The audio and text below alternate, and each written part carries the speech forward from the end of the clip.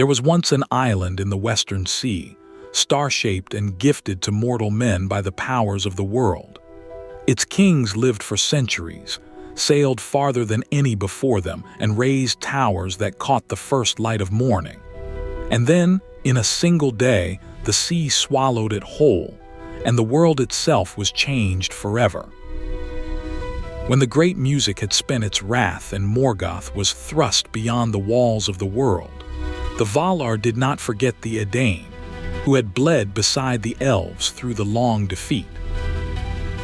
As reward, Asa heaved up an island from the deeps, and Alla set it firm, and Yavanna made it green. Shaped like a five-pointed star, it lay between Middle-earth and the Blessed Realm, and the star of Eärendil shone above it as a beacon. Elena, the Starward Isle, they named it, and the Dunedain came over sea in Second Age 32. Elros, son of Eärendil, who chose the fate of mortal men, was crowned its first king, Tar-Miniadur. And a long and golden life was granted to his line. Yet with the gift came one law, the ban of the Valar. The Númenorians might sail wherever the winds bore them, but never westward out of sight of their own shores, never toward Ammon, the undying land. Death was the gift of Ilúvatar to men, and that gift they might not refuse. So began the kingdom, blessed and bounded both. In the long noontide of Numenor, the Edain grew mighty beyond the measure of mortal men. Their ships ruled the seas, their towers climbed the hills of the 6 regions, and gold flowed into their havens. Yet wealth could not buy the one gift the Valar would not grant, escape from death.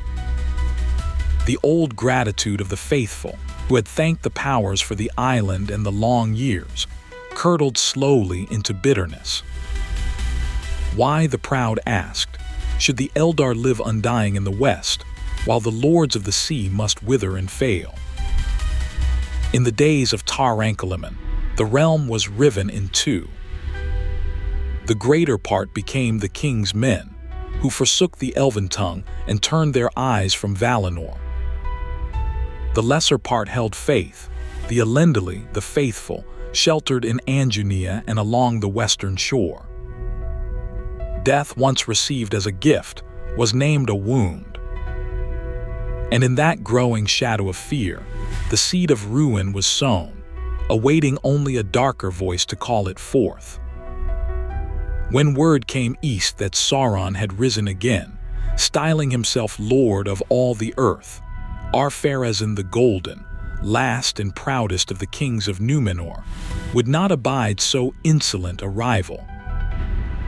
He raised a host the like of which the world had not seen, and his fleet darkened the sea from shore to shore.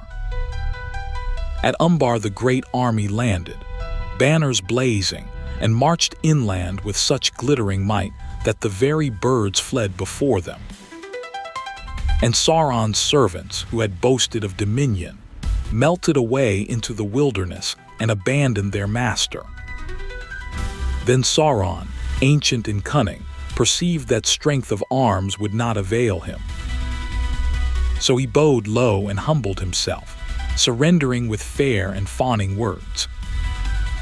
The king, swollen with triumph, would not slay him, but bore him back to Numenor as a captive to grace his victory. Yet this was the deadliest folly. For Sauron came not as a prisoner, but as a seed of ruin planted in the heart of the West. The chain that bound him was the snare that would drag a kingdom down into the deep.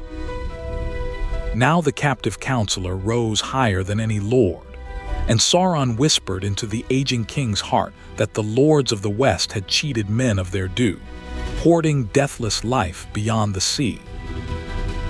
He named the Dark Lord Melkor the true giver of freedom, and bid the Númenorians worship him. Upon the hill in the midst of Armanelos there rose a great temple, vast and round, its silver dome blackening with the smoke of cruel fires.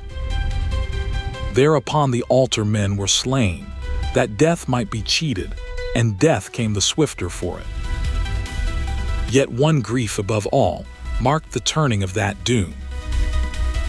In the king's court grew Nimloth, the white tree, fair memorial of the Eldar and of light from beyond the world. At Sauron's urging it was hewn down and given to the flames of the temple. But Isildur, son of Elendil, had gone before in secret and disguise. And braving the guards and the fire, he bore away a single fruit. Wounded near to death, he kept it. And from it a seedling grew, last hope of a fading line. In the deep of his years, Ar-Pharazon grew weary, for the breath of mortality was cold upon him. And the gold of Westernesse could not buy him a single hour beyond his doom. And Sauron, whom men now named Zigwar the Wizard, whispered in the failing king's ear that the lords of the West hoarded life everlasting, and that the strong of arm might wrest it from their shores. So the king believed the lie. Across all the realm rose the clamor of forges and the felling of forests, until the haven groaned with ships beyond number, the mightiest fleet that the seas of the world had ever borne. The Valar in sorrow sent warning, clouds shaped as great eagles. Eagles of fire at evening, their wings spread in dread above the towers. Yet the Númenorians hardened their hearts and named it the omen of their triumph.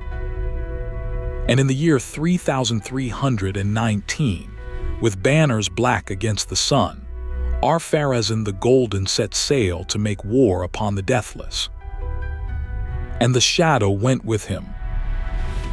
Now came the last hour of the Elder World, when the host of Ar-Pharazon set foot upon the shores of the blessed realm.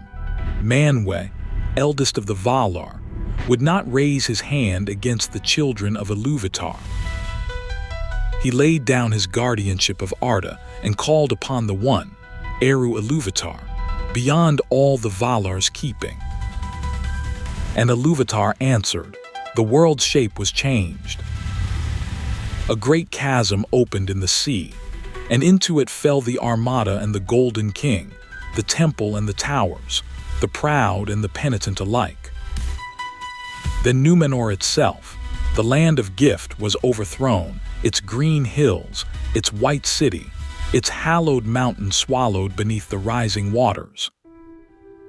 Atalante the downfallen, men named it ever after. Ammon and Eressia were taken away, removed forever from the circles of the world, and no mariner might find them again.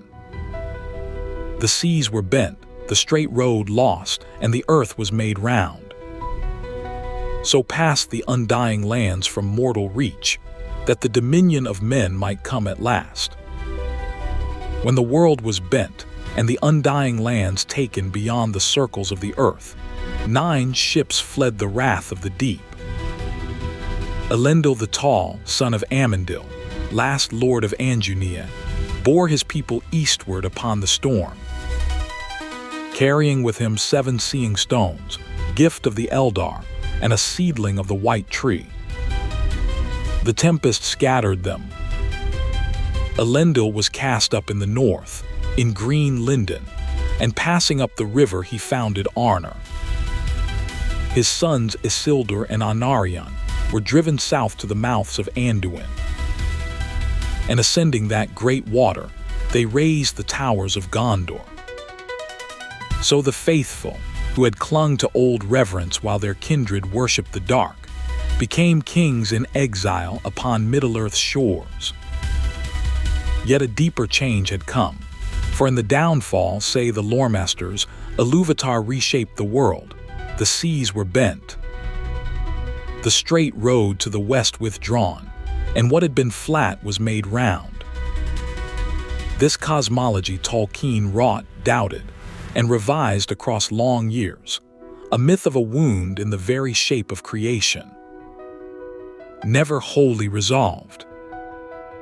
Numenor remained, ever after the great wound in the memory of men, the proof that no power on earth can buy escape from death, and that the longest fall begins in pride. If you'd walk the older roads of Middle-earth with us, consider subscribing, and we'll set sail again soon.